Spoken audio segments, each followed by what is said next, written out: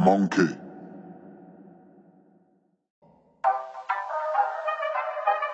Salut à tous et à toutes les amis, j'espère que vous allez tous très bien. On se retrouve pour une nouvelle vidéo Mercato. Dans cette vidéo, on va parler de l'actualité de l'OM de ces derniers jours, pas mal enflammée comme d'habitude. Mais tout d'abord, je souhaiterais m'excuser pour ces jours d'absence. La raison, c'est tout simplement qu'entre manque de connexion et différentes installations, puisque je suis en vacances, ça a été compliqué de faire des vidéos. J'espère que ça ne vous aura pas trop dérangé. En tout cas, là, dans la nouvelle pièce où je suis, normalement, vous entendez un petit écho. Là aussi, excusez-moi pour ce petit désagrément. Sans plus tarder, on va commencer par un stop que vient de se manger Longoria et qui concerne Darko Lazovic. Comme on le sait, le joueur était à deux doigts de rejoindre l'OM, l'opération était bouclée selon plusieurs sources. Les deux clubs s'étaient a priori entendus, mais Kevin Strootman, qui était inclus dans la transaction, a tout gâché en réclamant un trop gros salaire. On se disait que c'était complètement fini jusqu'à ce que les négociations reprennent du poil de la bête. On parlait de nouveau d'un accord proche jusqu'à ce que, selon la Gazzetta dello Sport, le vestiaire et les supporters de l'Hellas Vérone ne se révoltent contre son départ et capotent donc l'affaire. A priori, il ne devrait pas quitter le club comme l'a annoncé son président d'ailleurs, c'est donc la fin de ce dossier. Maintenant pour Jordan Veretout, la tendance semble s'inverser puisque si on en croit les infos du journaliste Quentin Vanier, l'opération qui mènerait le joueur à l'OM serait bouclée. Une info qui est plutôt étonnante puisqu'au niveau de la tendance, pour rappel, on était plutôt parti vers une saison de plus à la Roma pour le joueur, d'autant plus que je ne connais pas exactement la fiabilité de ce journaliste. Je pense donc que c'est une info à prendre avec des pincettes, à voir maintenant si elle se confirmera ou pas par la suite. En ce qui concerne le dossier Amin Harit, on a aussi cru que c'était fini, que l'OM allait se faire distancer finalement par Galatasaray. Un accord était annoncé entre le club turc et Schalke autour de 5 millions d'euros. Photomac assurait que le joueur allait rejoindre Galatasaray, mais la Provence a ensuite indiqué que c'était faux, que certes les deux clubs s'étaient mis d'accord, mais que du côté du joueur, on n'était pas du tout emballé à l'idée d'un départ en Turquie, et qu'on privilégiait très largement un retour à l'OM.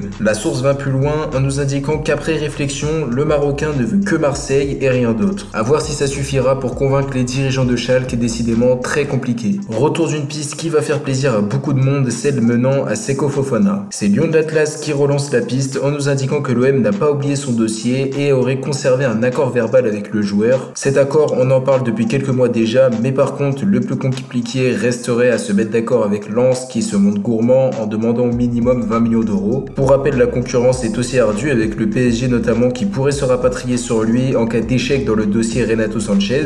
Le joueur a en tout cas indiqué au micro de Foot Mercato que le club de Lens savait ce qu'il voulait, ça laisse préserver le doute quant à une possible saison avec le RCL. À voir l'évolution du dossier qui a quand même pris un coup de froid, puisque si on en croit les infos de Foot Mercato, c'est une fake news, le joueur ne quittera pas Lens, en tout cas pas pour l'OM. Autre dossier qui refait parler, celui d'Arkadiusz Milik. Comme on le sait, le Polonais n'est pas intransférable lors de cette fenêtre de transfert, un buteur devrait même logiquement quitter le club cet été depuis l'arrivée de Luis Suarez, et c'est possible que ce soit lui. D'ailleurs, comme nous l'indique Bild, après la tumeur testiculaire de Sébastien Haller, le club de Dortmund se serait sérieusement penché sur le dossier du Polonais. Pas très étonnant puisque c'est deux profils très similaires, ce qui explique cet intérêt. Selon la même source, le BVB n'aurait pas perdu de temps en faisant une première offre à l'OM sous forme de prêt. Ça aurait été directement refusé puisque Longoria demanderait un transfert, à voir si les négociations iront au bout ou non. Il y a un joueur dont on n'a absolument jamais parlé et qui est au centre de l'actualité depuis 2-3 jours. Je parle de Luan Pérez. Le défenseur brésilien, acheté l'année dernière pour 4,5 millions d'euros, pourrait quitter le club afin de rejoindre la Turquie. Selon Photomac, encore une fois, le club du Fenerbahçe se serait très sérieusement penché sur le dossier après le départ de Kim vers Naples. Les négociations sont allées à 1000 à l'heure puisque seulement en une soirée, la Provence nous indiquait qu'un accord total avait été trouvé entre les deux clubs. Certaines sources évoquaient un prix autour de 10 millions d'euros, ce qui serait vraiment pas mal au final puisque ça représentait une belle plus-value. Toujours est-il que ça s'est refroidi ce matin puisque Foot Mercato, après avoir confirmé le départ du Brésilien, a fait son mea culpa en indiquant qu'il restera à l'OM. La Provence indique cependant que ce n'est pas aussi clair que ça et que des négociations sont encore en cours, à voir là aussi s'ils iront à leur terme. Maintenant pour Douye